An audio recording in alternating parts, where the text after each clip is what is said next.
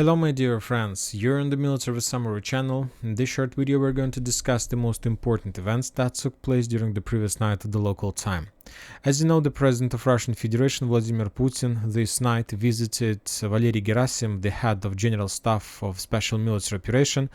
These two persons had a meeting and probably they were discussing the process of the Special Military Operation. A lot of people started already speculations on this topic, saying that Putin visited the General Staff before, like on the eve of Russian general and very powerful large-scale offensive operation, that the Russians are planning to start attack and so on and so on. But these words are just speculation. There is nothing about the upcoming Russian offensive operation, the meeting between the President of Russian Federation and the head of General Staff. But the sources on the ground are saying very interesting update and very interesting note. First of all, the sources on the ground who are familiar with the situation reported that the meeting between Putin and the head of General Staff was about Avdiivka battle. And basically, during that meeting, the General Staff ordered and forced the commanders and the officers of Avdiivka operation to come in Rostov-on-Don, and they had a meeting with Putin. We understand that Putin arrived to Rostov-on-Don with one question: what is going on in Avdiivka? Why the Ukrainian sources every single day publish more and more videos of destroyed Russian convoys, of significant number of armored vehicles? According to information we have, just during the 7 days of offensive operation Avdiivka, the Russians, at least according to the Ukrainian sources, lost around 200 armored vehicles, tanks, personal carriers, trucks, and so on, many other types of weapons. So Putin arrived to figure out what is going on. And as I understand, that is a very important signal and bell for the General Staff of Russian Federation. They need to fix something or there are going to be changes, as I understand.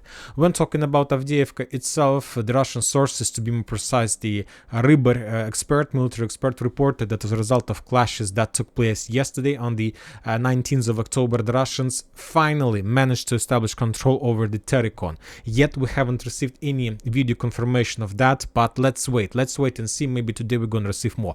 But the important thing that he wasn't the only one who published that update. At least I saw two reports from the two different sources that the Russians managed to establish control over Teryn, and that was basically the reason why the Russians launched offensive on the 19th of October before the visit of President of Russian Federation. Obviously, the local commanders and the local officers of Russian forces, they needed to provide something to Putin when he arrives, because if he arrived and the Russians wouldn't be able to show him something, obviously the Putin might dismiss some generals from their positions.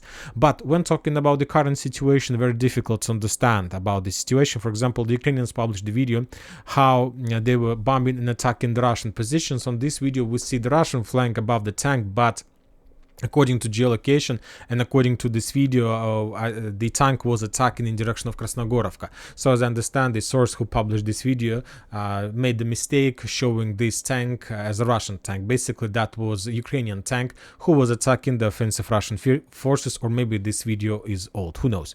When talking about southern Marinka, Avdiivka direction, there were also a lot of updates from this territory. The Ukrainians launched a series of counter-offensive operations trying to force the Russians to step back, and today we got some videos from this direction. First video got from the south of Toninka and Severna, and there was a Ukrainian tank, and the Russians published the video how they were bombing and attacking the Ukrainian tank using the FPV drones. So during the previous few days, the Russians managed to capture these trenches and these fortifications, but now the Russians published the video how they were bombing and attacking with FPV drone the Ukrainian tanks. So probably that fortification, that line, that sector, that square was recaptured by the Ukrainians, or at least this territory currently is in the gray zone. I'm talking about these three lines, this sector between the three lines. So maybe I will be forced to change the map before the next video. Also, the Ukrainian sources published the video of failed Russian attack in direction of Avdiivka from Vodiana.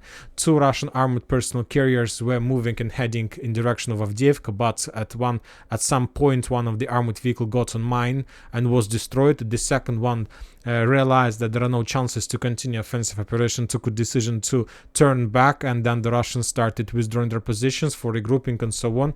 But something went wrong, as I understand. Now we can see he's turning back. but something went wrong, and during the withdrawal position, during retreating, another Russian armored vehicle got on mine and also was destroyed. So another failed attempt to attack, and of course it explains all these videos with significant number of destroyed Russian armored vehicles during the day, explains why Putin arrived in Rostov-on-Don to the head of general staff, and he has the right as a president to ask question, what is going on, why the Ukrainians lost so many soldiers in Robotyne, and we were laughing at on it and saying that the Ukrainians don't know how to fight. And now we see the same story in Avdiivka, and the situation as if the Russians haven't managed to learn nothing from these battles and so on. So he has a right to ask questions, and as I understand, the Russians probably will change their tactic and will improve themselves before the next wave of attacks, if any wave of attack is going to take place in this direction. Of course, if the Russians manage to capture Teryn, probably there are going to be some offensives, because now the situation completely changed. Furthermore, according to information we have, another very important person arrived in Avdiivka area, and I'm talking about the head of general staff of Ukraine. Zaluzhny, the Ukrainian general, visited Avdiivka. Probably he understands that the battle of Avdiivka is going to be the primary and the main battle, the second main battle of 2023. The first battle was the battle for Bakhmut that the Ukrainians lost, and this is the final battle of 2023, which will determine the situation in the region for the 2024, and which will, if the Ukrainians are able to win this war, which will allow them to save support and supply and investments in the upcoming year. So this is the main battle, but the Russians started this battle very, very bad, with very bad results. So Zaluzhny arrived in Pokrovsk, and currently, as I understand, he's going to control and coordinate Avdiivka defense operation personally. So we'll see. The Russians and the Ukrainians understand the stakes, and probably the situation is going to get worse and worse in days and in time. Now we are moving to Kherson direction, another area with a lot of very interesting updates.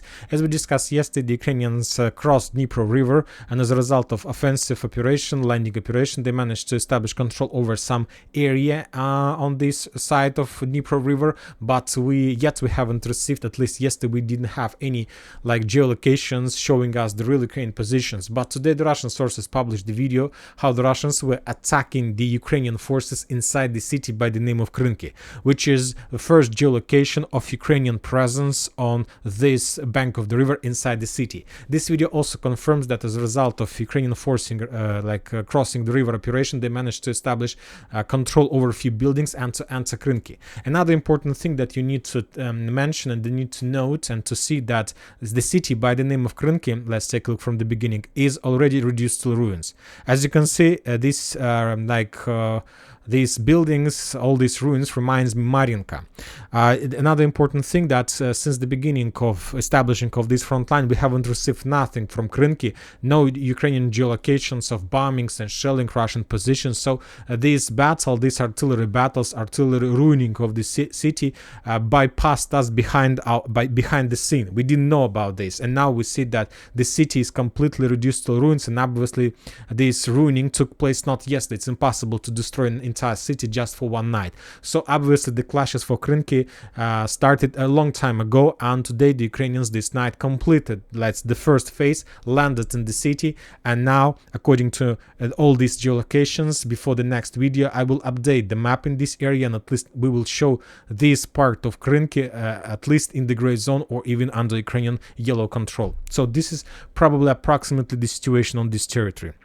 Of course, the Russians will counterattack, and maybe exactly right now the Russians have already counterattacked and forced the Ukrainians to step back, but we don't have any geolocations and any updates regarding this question. Furthermore, the Russians continue bombing and attacking the Ukrainians in the vicinity of Dachi, probably expecting that the Ukrainians will try to attack in this direction as well, together with the forces that located along the railway bridge a little bit to the east in the vicinity of Pridniprovska, to the south of Pridniprovska.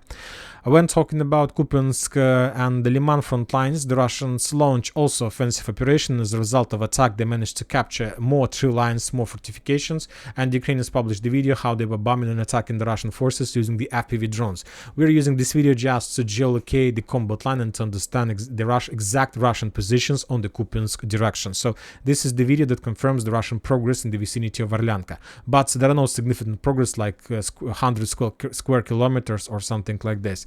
And that's it for this short video. Military Summary channel reminds me, condemn any violence in the world. Thank you for your watching, subscribe to my channel, put your likes, join my Patreon, and have a good day. Bye bye.